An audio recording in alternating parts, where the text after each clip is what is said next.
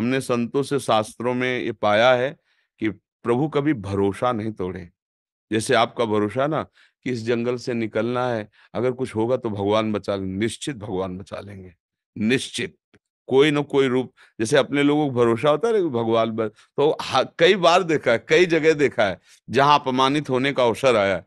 जैसे एक बार हम महोबा से, कई बार बताया सत्संग में कि ट्रेन में, या तो अब हम सांसारिक पढ़ाई तो ज्यादा पढ़े लिखे हैं नहीं, तो अब अंग्रेजी से ज्यादा लिखा तो हमें नहीं आता, मतलब ऐसे मोटे मोटे लिखा हो कि ये ओ या ऐसे, फिर हम उसका अटकल लगा के ऐसे बता सकते हैं कि ये कानपुर लिखा है, ऐसे पूरा ऐसे मतलब नहीं क्योंकि गांव की पढ़ाई थी और 9 तक पढ़े, तो उन्होंने टिकट दिया। हम कभी जानते नहीं थे कि टिकट की कुछ क्लास भी होते हैं, और बैठा लिया मुझे अच्छे वाले उसमें, वातानुकूलित कक्ष में।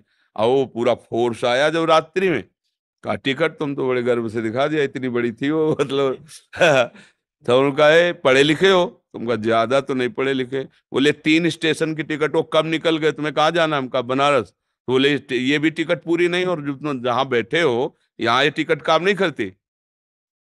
अब वो मतलब ऑफिसर तो, नई अवस्था हमारी थी, तो कटुवचन बोलने लगे। बस वो बोले थे, ऊपर एक आदमी था, तुरंत नीचे कूदा, पैसे निकाले और कहा टिकट बनाइए। तुरंत टिकट बनाया और दिया, बोले बाबा जी आप आराम से बैठिए। तो वो चले गए। ये कौन कर रहा था? एकदम आश्चर्यचकित हो गए कि हो सकता था थप्पड़ मार के उतार भी देते, भाई उनका अधिकार है, लेकिन ये कौन था जिसको हम जानते नहीं, जिससे हमने कहा नहीं, कौन था? वही था जिसका भरोसा था। किसी रूप में वो आकर के तत्काल सवाल, पूरे जीवन में देखा है कि अगर भरोसा है तो प्रभु कभी भरोसा नहीं तोड़ते, कभी नहीं तोड़ते।